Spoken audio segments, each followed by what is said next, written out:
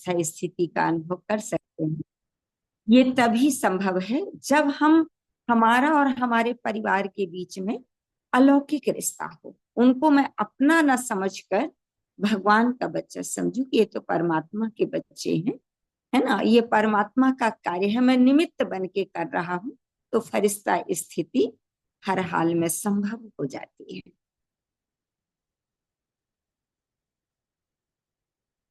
बहुत ही बढ़िया। जी दीदी, आगे दूसरा प्रश्न आया है। बाबा ने कहा कि जो कुछ हो रहा है वह 5,000 बार फिर भी हूबहू रिपीट होगा। तो हमसे जो भूलें हुई है वह फिर से होंगी और फिर से दुखों का सामना करना पड़ेगा। हाँ, बाबा ने कहा ड्रामा नथिंग न्यू है, लेकिन बाबा एक बात और कहते, बच्चे ड्रामा को चेंज करने की ताकत तुम्हारे अंदर है ना। संगम पर जो हमसे गलतियां जो हो चुकी हैं वो तो रील में लिपट चुकी हैं, ठीक है, लेकिन आगे हमसे गलती ना हो और हमारा भाग्य बहुत अच्छा हम बनाए, उसके लिए हमें अभी पुरुषार्थ करना है, क्योंकि अभी ड्रामा की शूटिंग हो रही है। ड्रामा की शूटिंग हो रही है, फिर रील में लिपट जाएगा ड्रामा, और सतयुग से हम कितनी भी कोशिश करेंगे उसमें कुछ चेंज करने की, वो नहीं होगा। ठीक है, वो तो रील में लिपटा है और वैसे ही रील खुलेगी और ड्रामा आगे बढ़ने लगेगा। ठीक है, तो अभी हम चेंज कर सकते हैं। बाबा कहते बच्चे ड्रामा बनाने वाले तुम हो, ड्रामा को तुमने निर्मित किया है। ठीक है, तो अपने पुरुषार्थ से अभी हम अपने भाग्य को बदल सकते हैं, ड्रामा को चेंज कर सकते हैं, अच्छा करें। जो हो गया सो हो गया। ठीक है, जो अभी होने वाला है, जो हो रहा है, वो मैं बेस्ट से बेस्ट करूं तो मेरा भाग्य बदल सकता है। जी दीदी, दूसरा प्रश्न आया है दीदी। मैं चारों तरफ से समस्याओं में घिरा हुआ हूँ। मेरा बाबा पर पूरा निश्चय है, लेकिन परिस्थितियों के चलते कभी हिलने लगता हूँ। बाबा को जीवन की गाड़ी सौंप दी है, लेकिन कई बार ऐसा लगता है कि मुझे धन की पूर्ति क्यों नहीं हो रही, धन से बरकत क्यों नहीं आ रही, जबकि भक्ति मार्ग में भी जो देवी देवताओं के आगे मन्नत मांगते, जो भी देवी देवताओं के आगे जाकर उनकी पूजा करते, जो इच्छाएं होती कहीं ना कहीं वह पूरी होती। तो मेरे साथ ऐसा क्यों हो रहा है? आप कुछ मार्गदर्शन करें जिससे मेरा निश्चय बढ़ जाए और मैं भी अपनी उन्नति कर सकूं। आप कह रहे हैं कि मुझे माने पूरा निश्चय है, मैंने डोर सौंप दिया है उसके हाथ में। जरा सोचिए कि आपने जीवन की डोर किसके हाथ में सौंपी है, कौन है वो? उस वो सर्वशक्तिवान है, उससे शक्तिशाली दुनिया में और कोई है जिसे हम अपनी डोर दे सकते हैं? जब हाईएस्ट अथॉरिटी को आपने डोर दे दिया, फिर चिंता की क्या बात है? हुँ? वो कहते हैं ना कि अ, जैसे रखे वैसे मुझे रख लेना है। मुझे किसी चीज की कमी है, धन की है कुछ, वो मेरा हिसाब किताब है, लेकिन इसके बाद भी आपके कोई काम कभी रुकते नहीं होंगे, क्योंकि आपने डोर उसके परमात्मा के हाथ में सौंपी हुई है। तो कितनी उसकी मदद है कि इतनी हलचल के बावजूद भी है वो आपके कोई काम रुकने नहीं देता, हर समय साथ निभाता है। और जैसे आपका धन का कार्मिक अकाउंट पूरा होगा, वैसे सब कुछ फिर सही हो जाएगा। और जब हमारे पास धन की कमी होती है ना, तो हमें धन से ही ज्यादा सेवा करनी होती है, क्योंकि हमने धन कम दिया था, अच्छे कर्मों में हमने धन को लगाया ही नहीं था, इसलिए आज कमी है। अभी ये अवसर मिला हुआ है कि एक का पदम गुणा देने के लिए परमात्मा बैठा है, हमारा भाग्य बनाने के लिए आया है। तो जिस चीज की हमारे पास कमी है ना, वो चीज हमें लगाना है। तो थोड़ी का एक का पदम हमें मिलेगा, तो कोशिश करनी है कि ज्यादा से ज्यादा मैं वही लगाऊं जो मुझे चाहिए।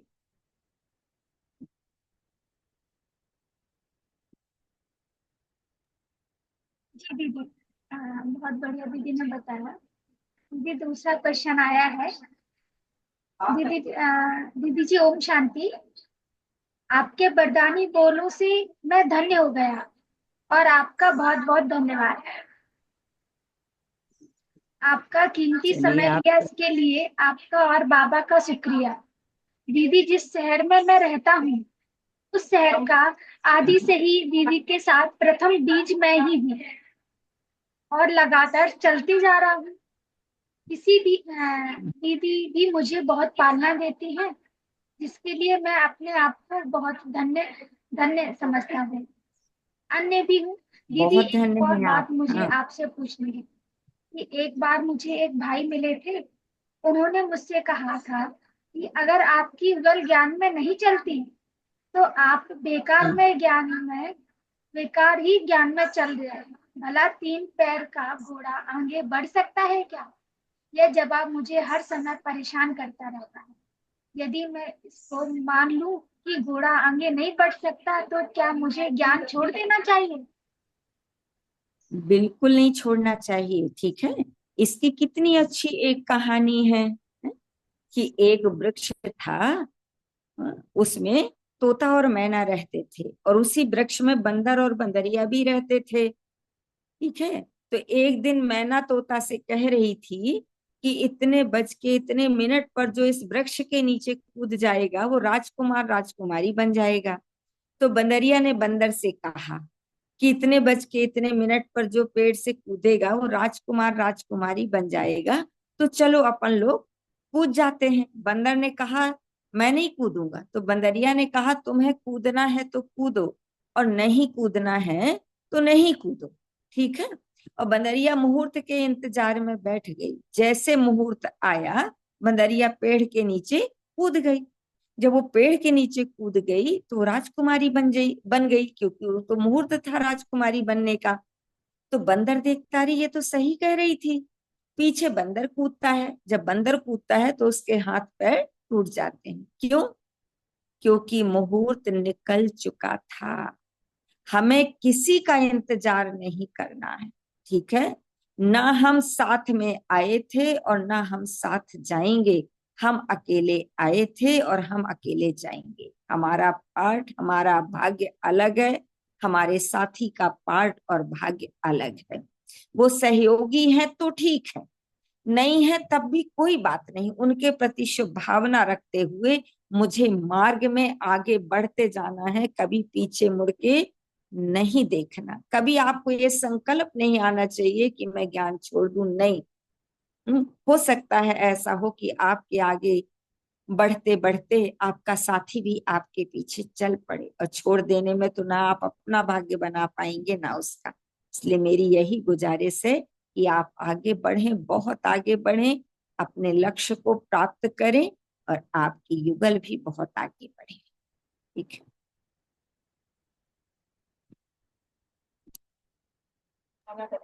जी दीदी जी, बहुत बढ़िया। दीदी, जैसे एक बहन ने पूछा है, मैं अभी कॉलेज की स्टूडेंट स्टडी कर रही हूँ, लेकिन साथ ही में मैं एग्जाम की प्रिपरेशन करना चाहती हूँ। तो उससे पेरेंट्स की सेवाएं नहीं हो पाएंगी, क्या यह उचित होगा? फिर से क्वेश्चन दोहराओ।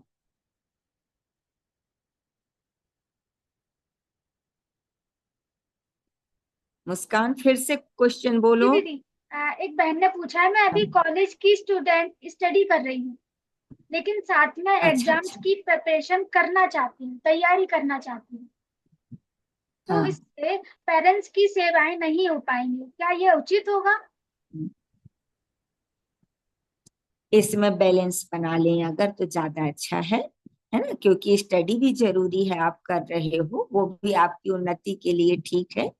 और पेरेंट्स की सेवा भी, तो उनके साथ में थोड़ी बैलेंस बनाना है, कि उनको इस बात से, माने उनका जो वो है ना, माइंड सेटअप, उनको थोड़ी सा ये करना पड़ेगा कि हम मुझे आप लोग भी थोड़ी सहयोग करें, और जो समय मिले थोड़ी बहुत वो करें, तो वो अवश्य सहयोग करेंगे उनको आगे बढ़ाने में। और अगर सेवा ज्यादा नहीं भी कर पा रहे तो कोई भी कर्म नहीं बनेगा, लेकिन माने थोड़ी उन एक ना कहते समझौता टाइप का कर लें आपस में, कि मैं ये पढ़ाई पढ़ लूं, पढ़ाई के बाद तो फिर आप लोगों की सेवा ही करनी है, अभी ज्यादा नहीं कर पा रही हूँ। ऐसे प्यार से माने अंडरस्टैंडिंग से अपने बीच में सामंजस्य बनाए तो बहुत अच्छा रहेगा, और बहुत आगे बढ़े वो। जी दीदी। दीदी नेक्स्ट क्वेश्चन आया है। मेरी एक समस्या है कि मॉर्निंग में योग लगाते समय मुझे मानसिक तनाव रहता है, इसके लिए मैं क्या करूं? अच्छा, तो माने सुबह योग लगाने में मानसिक तनाव रहता है, तो मानसिक तनाव का कारण वो पूरे दिन भरे की दिनचर्या होती है ना। रात को कितने बजे आप सोते हैं, और सोने के पहले आप माने टीवी देख के सोते हैं, मोबाइल देख के सोते हैं अगर, तो तन माने टेंशन रहेगा आपको, ठीक है। सोने के पहले आपको भगवान को याद करना है, अपने पूरे दिन की दिनचर्या उसको बतानी है, कि जब मैं अमृत वेला उठा तब से अभी रात सोने तक मुझसे अगर कोई भूल हुई है या कोई अच्छा काम हुआ है, तो सब परमात्मा को सौंप कर ही सोना है, बिल्कुल खाली होकर सोना है, ठीक है। और ये कहना है कि हे प्रभु, आज जो कुछ भी हुआ वो सब आपको समर्पित है। निद्रा से मुक्त होने के बाद में आपका जैसा आदेश हो मेरे लिए, मैं आत्मा वैसा ही कर्म करूं, तो टेंशन फ्री हो जाएगी, बिल्कुल टेंशन समाप्त हो जाएगा। टेंशन किस बात का है, ठीक है। तो वो सब उसको सौंप देना है, कि करण करावनहार आप हो, मैं निमित्त हूं, तो निमित्त बनकर मुझसे जो आप कराएंगे मैं करूंगा। तो ऐसे निमित्त भाव रखने से, और उसका परिणाम अच्छा बुरा जो भी होता है ना, उससे विचलित नहीं होना है, क्योंकि आप निमित्त हो, कार्य भगवान का है, ऐसा समझ के करने से टेंशन फ्री हो जाए। जी दीदी, बहुत ही बढ़िया। दीदी ने सारे क्वेश्चंस का आंसर दिया। दीदी लास्ट क्वेश्चन थी, एक बहन ने पूछा है कि मतलब मैं किसी की विशेषताओं को देखती हूँ तो मुझे, मैं उसके अंदर घुस जाती हूँ कि ये मुझ में क्यों नहीं है, आकर्षण हो जाता है, मतलब ये विशेषता इसके अंदर बहुत अच्छी है, ऐसे करके। तो इसका क्या अर्थ होता है? चलो, विशेषताएं देखना तो बहुत अच्छा है, कि मुझे सब में विशेषताएं दिखाई दे, अच्छाई दिखाई दे, लेकिन वो विशेषता किसके द्वारा उसे प्राप्त हुई है। अगर मैं ये बात को सोचूं कि ये विशेषता देने वाला तो परमात्मा है ना, ये परमात्मा की देन है, तो मैं उसमें घुसूंगी नहीं, बल्कि जैसे परमात्मा का शुक्रिया करूंगी कि धन्य है विधाता, आपने इस आत्मा को इतनी अच्छी विशेषताएं दिया है, ठीक है। और मैं उसको याद करूंगी, अगर उन विशेषताओं की मेरे जीवन में आवश्यकता होगी, तो परमात्मा जरूर वो विशेषताओं से मुझे संपन्न करेगा, है ना। ईर्ष्या हमें नहीं रखनी है। ईर्ष्या जब हम व्यक्ति को देखते हैं तो ईर्ष्या होती है, ठीक है। और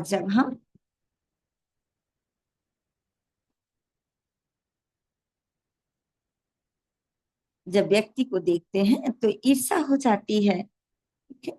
और जब हम बाबा को देखेंगे, परमात्मा को देखेंगे, तो ईर्ष्या नहीं होगी, ठीक है। तो ऐसे हमें उसके प्रति भी शुभ भावना रखने की, विशेषता देने वाला तो परमात्मा है, ठीक है। और मेरे जीवन में अगर इसकी आवश्यकता है तो मुझे जरूर मिलेगी, तो मैं बाबा को याद करूं और उस आत्मा के प्रति शुभ भावना रखूं, तो सब ठीक हो जाएगा। मैं आत्मा भी विशेषता देखते देखते और विशेष बन जाऊंगी, और मेरे अंदर भी नित नई विशेषताएं आने लगेंगी। जी दीदी, बहुत बहुत धन्यवाद। दीदी जी ने सभी क्वेश्चंस के आंसर बहुत बढ़िया दे दिए दीदी। सभी ने कहा था कि मैंने कहा संडे को पूछ ही जाएंगे, तो बोले नहीं आप मैं अगर क्लियर कर दें, तो हमने कहा ठीक है करते हैं। तो दीदी जी बहुत बहुत धन्यवाद। दीदी जी कमेंट्री के द्वारा योग करवाएंगे। अच्छा अच्छा, और किसी को जो जुड़े हैं पूछना हो तो पूछ सकते हैं, जो भाई बहन लाइव हैं।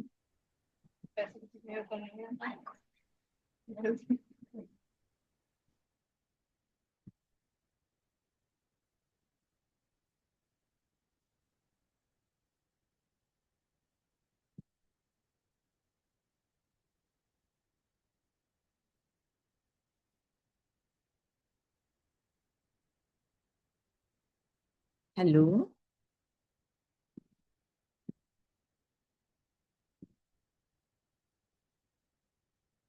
हेलो। जी दीदी। हाँ मुस्कान। जी दीदी आप कमेंट्री के द्वारा योग कराएं। अच्छा अच्छा ठीक है।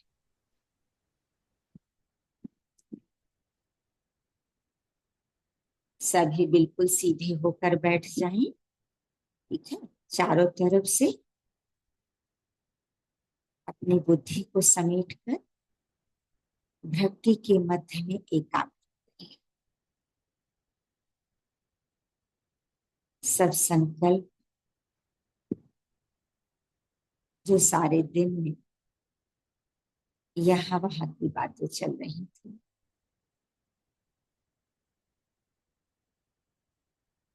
सब मुझे समाप्त करके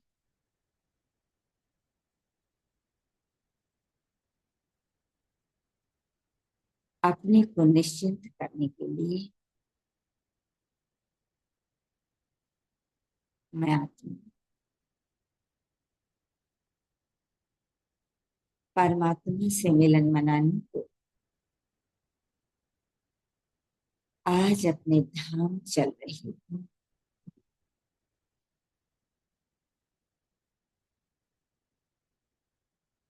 चांद सितारों के पार,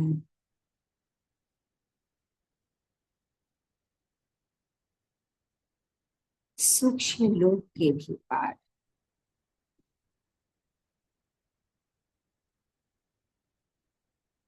जहां मेरा अपना असली मूल निवास स्थान है, वो परम धाम है। जहां लाल सुनहरा प्रकाश चारों ओर व्याप्त है।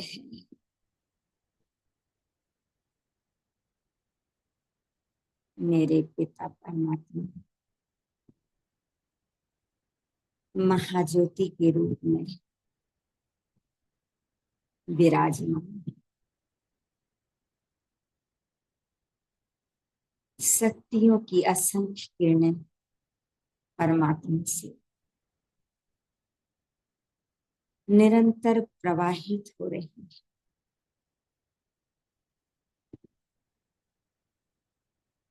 मैं आत्मा अपने आप सशक्त बनाने के लिए, अपने आप में सर्व शक्तियों को भरने के लिए एकदम तैयार, परमात्मा के निकट में विराजमान होते। जैसे मैं परमात्मा का स्पर्श करती हूँ, परमात्मा की शक्तियां मुझे आत्मा में समाहित होने लगी।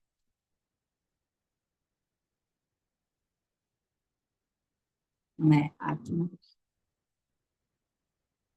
शक्ति संपन्न बनती जा रही। परमात्मा के पारसनाथ हूँ। मैं आत्मा उनके स्पर्श मात्र से मैं भी पारस बन रही हूँ। सर्व गुणों से परमात्मा मुझे श्रृंगारित कर रही है।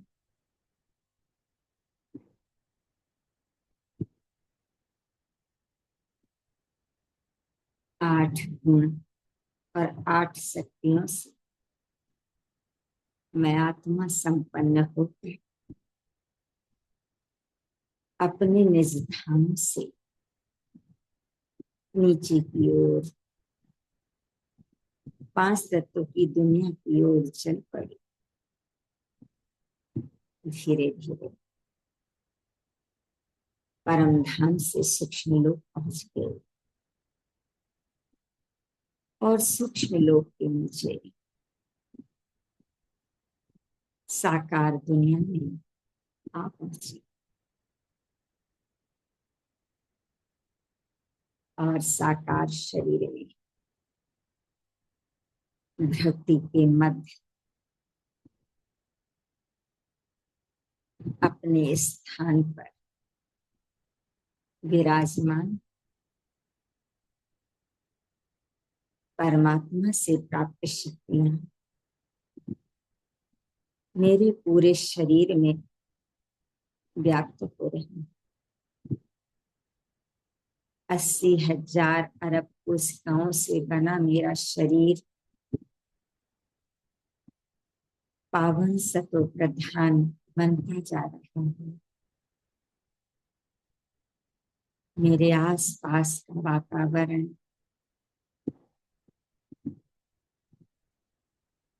पावन बनता जा रहा है। परमात्मा शक्ति और परमात्मा गुणों के प्रथम पद चारों तरफ फैल रहे हैं। हवा के द्वारा कितनी आत्माओं को स्पर्श कर रहे हैं और उन्हें गुण और शक्तियों से भरपूर करते हुए वायुमंडल को पावन सतो प्रधान बनाने की सेवा हो।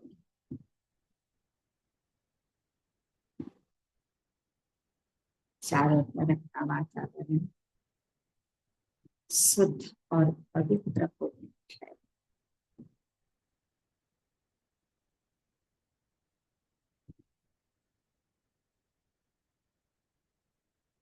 Om Shanti.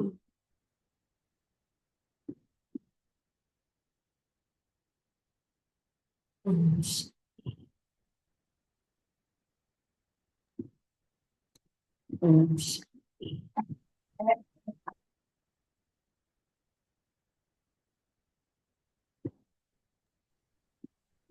Thank you so much सभी का। ओम शांति। बहुत बहुत धन्यवाद दीदी जी।